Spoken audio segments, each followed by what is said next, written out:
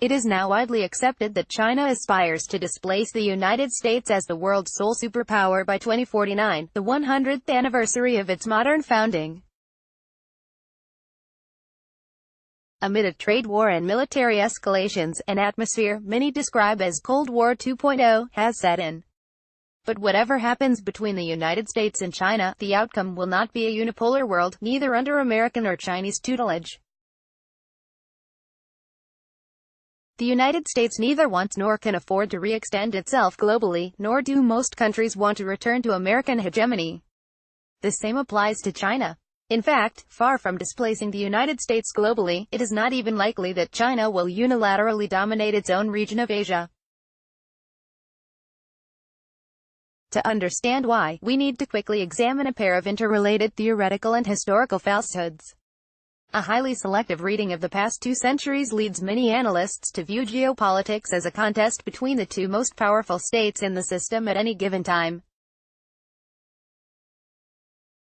It is as if the planet is a frictionless table on which the United States and China alone are playing a game of Risk. But the global system as a whole bears no little resemblance to the narrow European historical template on which this power transition theory is based. Europe is composed of societies that share a small region and have common culture and religion, with each fearing conquest by a neighbor. But to understand Asia, it makes more sense to look at Asia's geography and history. In West Asia has become shorthand for East Asia or Greater China. In reality, Asia's vast landscape stretches from the Mediterranean to the Sea of Japan, a diffuse constellation of unique civilizations centered on fertile regions such as the Tigris and Euphrates rivers, the Indus Valley, the Gangetic Plain, the Yangtze and Yellow rivers, and the greater Mekong region. Unlike a risk board, Asia is not flat but extremely bumpy. The Tibetan Plateau and Himalayan mountains, Taklamakan Desert, and other harsh terrain are among the major natural barriers to power projection across Asia. With geographies so distant and cultures so distinct, Asia has remained multipolar for almost all of recorded history, with Mongol suzerainty in the 13th century the sole exception, for the Mongols were themselves nomadic rather than sedentary people. Rather than seeking far-reaching conquest, Asians' attitude has generally been to live and let alive. Over centuries of Silk Road interaction, commerce and cultural exchange are far more the norm than conquest. Even the Mongols ruled by way of adopting local religions and languages. A proper appraisal of Asian geography and history thus reminds us that Asia is not a set of dominoes that will fall before an expansionist China. China may be as nationalistic as ever, but the Chinese are not the new Mongols. Understanding the patterns of centuries past helps us forecast the evolution of China's Belt and Road Initiative, which President Xi Jinping himself proclaimed as the project of the century, at its first convening in 2017.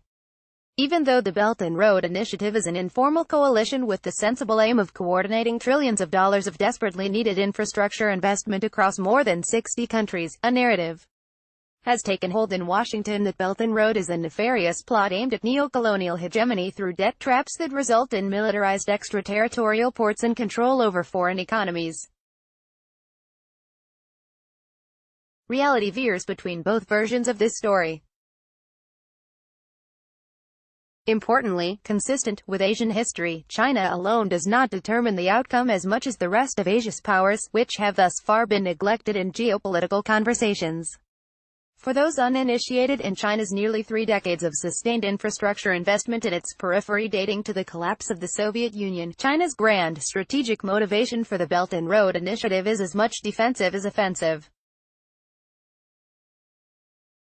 Over this period, China has become the world's largest commodities importer as well as largest exporter of finished goods, heightening its exposure to the so-called Malacca trap, by which its physical trade depends on the narrow choke point of the Strait of Malacca passing between Singapore and Indonesia, over which it has no control.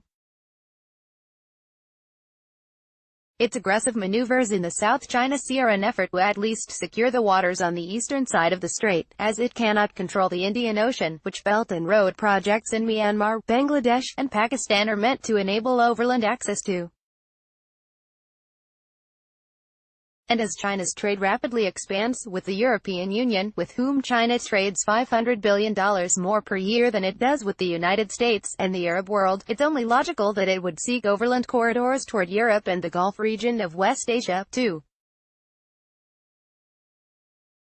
However, commentators who portray China as having a thousand-year vision and presume an unwavering path to its achievement both overstate China's wisdom and underestimate that of its neighbors, who have thousands of years of historical engagement with China. China today seems an unstoppable force, but Asia is full of immovable objects in the form of civilizational states such as Russia, Iran, and India, whose ancient histories allow them to stand up to China whenever it suits their interest to do so. China dares not trespass on Russian soil even as the two increasingly coordinate their military exercises, and Iran has shown little remorse in canceling Chinese oil contracts despite its dependence on China to withstand Western sanctions. The 2017 Doklam Plateau standoff between India and China was similarly instructive, for it was China that blinked first, withdrawing its army and suspending some of its controversial road construction activities in disputed Himalayan terrain. China is known to play the long game, now so, too, is everyone else. China bears the additional burden of having to juggle a bewilderingly complex 360-degree array of neighbors all at the same time. China shares borders with 14 countries, a reminder that throughout history, it has far more often been invaded than been the invader.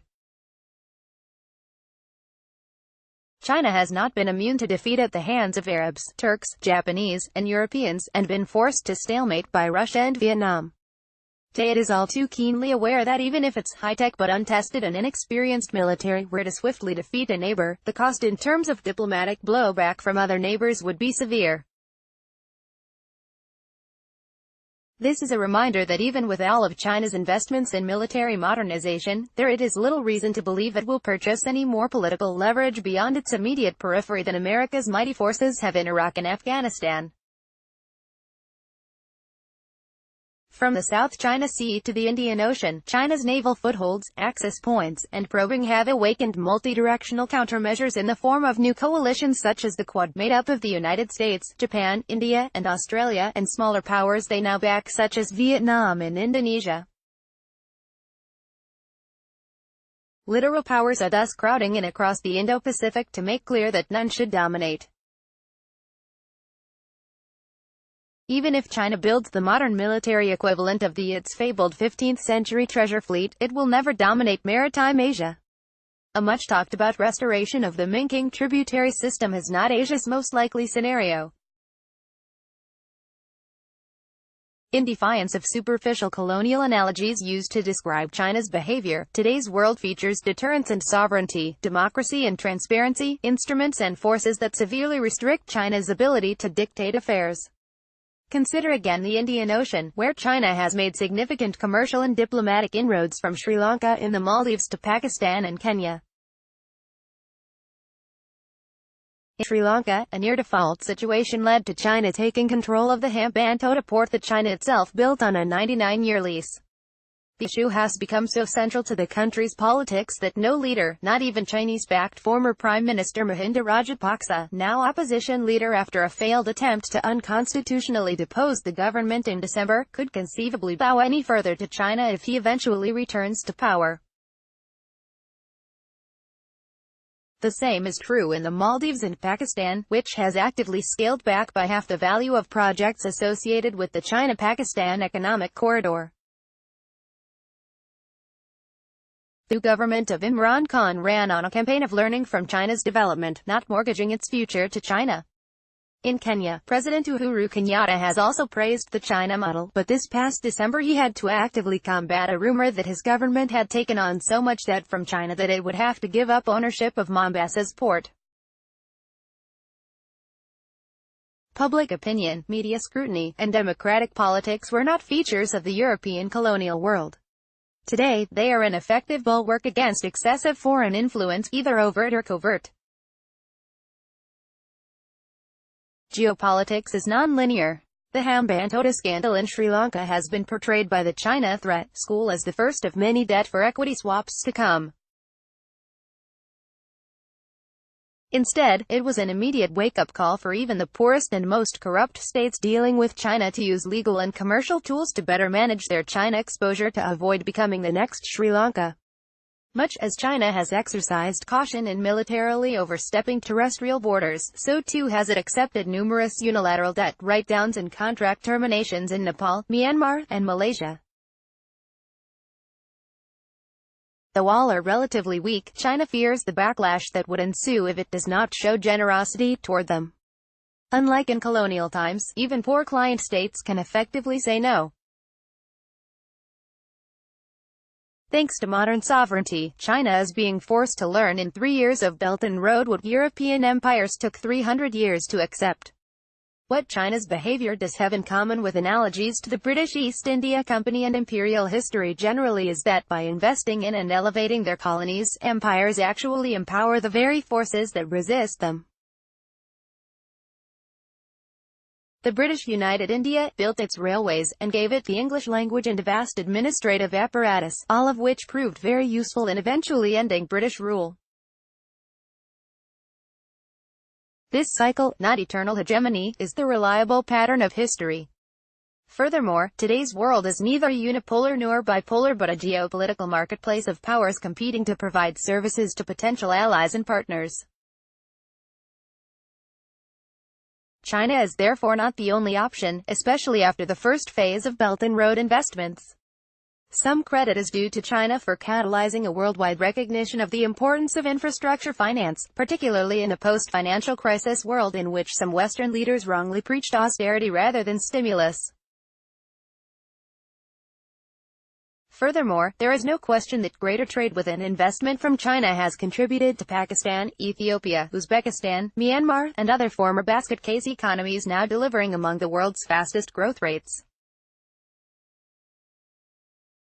Chinese companies even invest nearly twice as much in rival India as in client Pakistan. The more this growth helps smaller countries achieve sovereign credit ratings and visibility among investors, the more they can issue bonds bought by an international array of public and private creditors and attract foreign direct investment from beyond China, eventually diluting China's economic sway.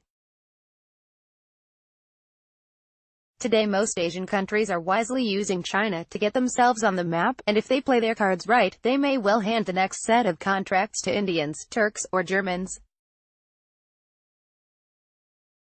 Remember that China's popularity is often lowest where it invests the most. It is precisely in Mongolia, Kazakhstan, and Myanmar where one hears the acronym ABC, anyone but China. China's largesse has made it the going concern across Asia, but it is also learning that Asia can't be bought. China has had first-mover advantage in many Belt and Road member countries that had fallen off the post-Cold War map, but it is too soon to predict the outcome of Beijing's overtures in any of them. Chinese diplomats and business people often learn languages but not anthropology. They observe national conditions but don't embed in local cultures. In some countries, they buy allies, in others, debts are renegotiated, elsewhere, there is backlash. All three can occur at the same time, and China doesn't know or control the outcome in any country. If the United States, Europe, Japan, India, and other powers don't want to see the developing world fall into Chinese debt traps, they simply have to put their money where their mouth is. Indeed, China has inspired an infrastructure arms race across Asia by which many countries and institutions including Japan, the Asian Development Bank, the World Bank, and the new U.S. International Finance and Development Corporation are competing to expand their lending and investment portfolios in strategic and fast-growing Asian nations. Unlike in a traditional arms race, however, in an infrastructure arms race efforts are more complementary than conflictual. Rather than competing with the new Asian Infrastructure Investment Bank, existing multilateral bodies are co-investing with it, resulting in reduced lending rates as well as more diversified and higher quality projects. The more the Belt and Road Initiative becomes a multilateral exercise, the more it connects not just Asian countries to China but also all Asians to each other. From Russia and Turkey to Iran and Iran to Myanmar and Thailand, the resurrection of multidirectional Silk Roads with no dominant power symbolizes the return of Asia's past, one characterized by deference, not dominance. Asia has nearly 5 billion people, about 3.5 billion of whom are not Chinese. Asians aspire to live in an Asian world order, not a Chinese one.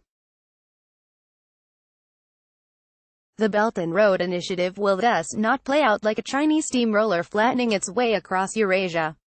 Rather, it will resemble a tug-of-war over lucrative infrastructure projects and trade routes. Tug-of-war is an arduous contest, featuring many heaves and hoes, backs and forths.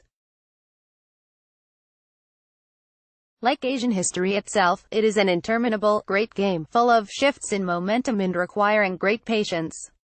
The very reason the great game continues to this day is that Asia is ultimately too big a field for any single power to control. This essay has adapted from Parag Khanna's forthcoming book, The Future is Asian: Commerce, Conflict, and Culture in the 21st Century.